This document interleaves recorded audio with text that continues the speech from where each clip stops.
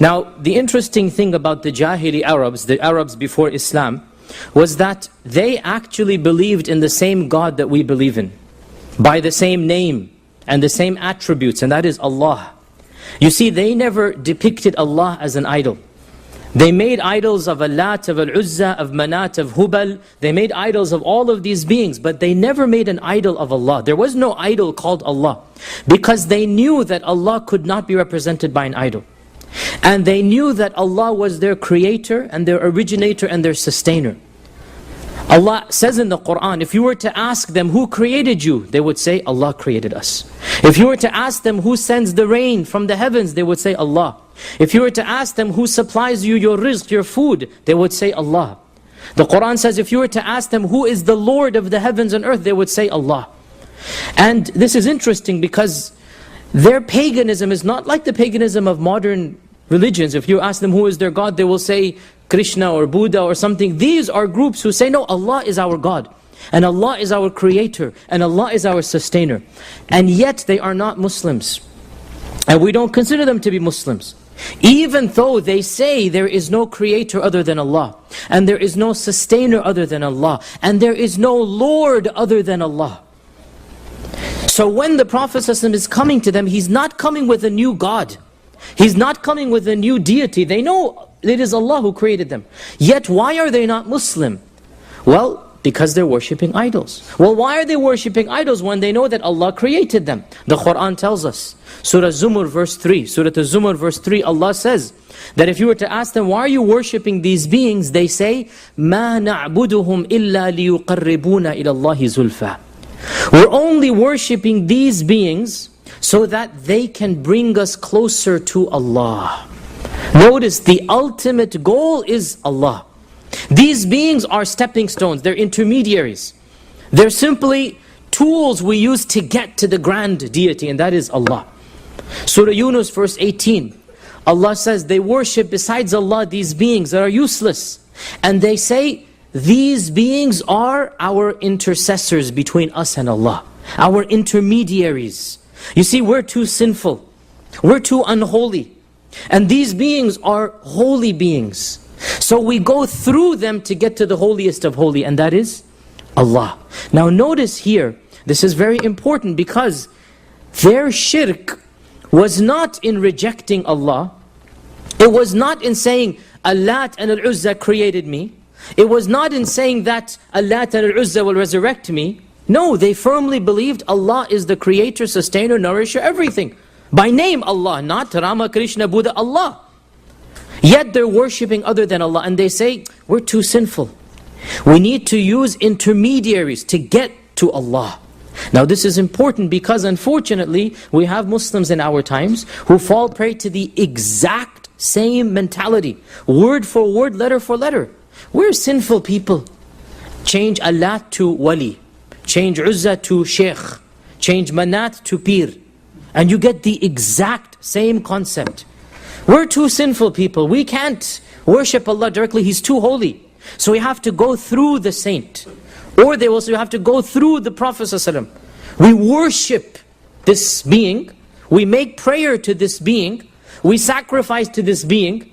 We invoke the blessings of this being because this being has a high status with Allah. He will plead our case to Allah. And all of us who have family back home, we know that this is unfortunately common amongst the Muslims around the world. And this mentality is exactly the mentality of the Jahili Arabs. It is exactly the same. And this is compounded by the fact that if somebody says, how dare you compare a pir to Al-lat? How do you compare my sheikh to Al-lat? The response is, what is Al-lat except a pir and a sheikh? What is Al-lat? Do you know the origins of Al-lat? Al-lat was the main idol of Taif, right? We said last time, what is the main idol of Makkah? Who can remind me? Hubal. The main idol of Makkah is Hubal. And this was the original idol. Where did it come from? Who can remind me? Syria. From the amalkites, the amalkites. Came from the amalkites. This is the original idol that was there until the Prophet ﷺ got rid of it in the conquest of Makkah. Then the second major idol was Al-lat. And that was in Taif. These were the two main idols. Al-lat and Hubal. And then Manat was the third, and Uzza. So these are the main idols. Now, Al-lat, what is Al-lat? Al-lat was a man who used to feed to the pilgrims a type of soup. And the word for making soup in Arabic is latta yaluttu. And Al-lat is the one who grinds. Al-lat is the one who basically does the thing to make the soup. The barley, you grind it and then you make the soup out of it. It's not his name, it's his title. And this was a man who would stand on the road towards Mecca, and everybody who went there, he was a generous man. He would feed them. And so they called him Al-lat, the one who gives the soup, the one who feeds, the one who makes the barley for the soup, Al-lat. When he died, they said, let's commemorate him. He's a good man, he's a righteous man. So they build a monument, a mausoleum. And in our religion, we're not supposed to build a monument on a grave because of this reason. Exactly because of this reason. So they said, let's commemorate him, he was a good man. So they built a big structure. And what happens when you build a big structure on a grave? People come, they rub their bodies on it, they put their hands on it, they want to get blessings, and bit by bit, slowly but surely, it becomes an idol and a god that is worshipped besides Allah. So what is Al-lat except a holy man, a righteous person? And we already mentioned before that the most common being who is invoked on earth besides Allah is Jesus Christ. The most common being that is worshipped besides the true God is Jesus Christ. What is Jesus Christ? An evil being or a good being? He's a good being. He is one of the greatest of all prophets and messengers. You see, the slippery slope doesn't occur with evil people. I mean, how few people worship shaitan, right? The Satanists, how few are they? And yet look at how many people worship Jesus Christ, in the billions. Because it's easy to slip with a good man. You put him above his place. You take him to a status above what he deserves. And this is what our religion came to prohibit. No, you don't worship anybody, including the Prophet Muhammad ﷺ. You don't go through him to get to Allah, meaning you don't direct your prayers through him.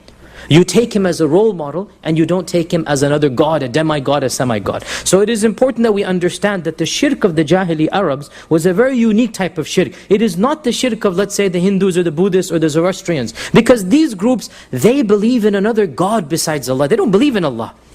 The God of the Arabs was the God of Abraham and Ismail and Ishaq, and that is Allah. That is the God that we believe in. Their shirk was not in rejecting Him. It was in affirming Him as being too holy. We can't get to Him directly. We have to go indirectly. And it's very important that we as Muslims therefore understand what our religion is about. And that is, there are no intermediaries between us and Allah subhanahu wa ta'ala.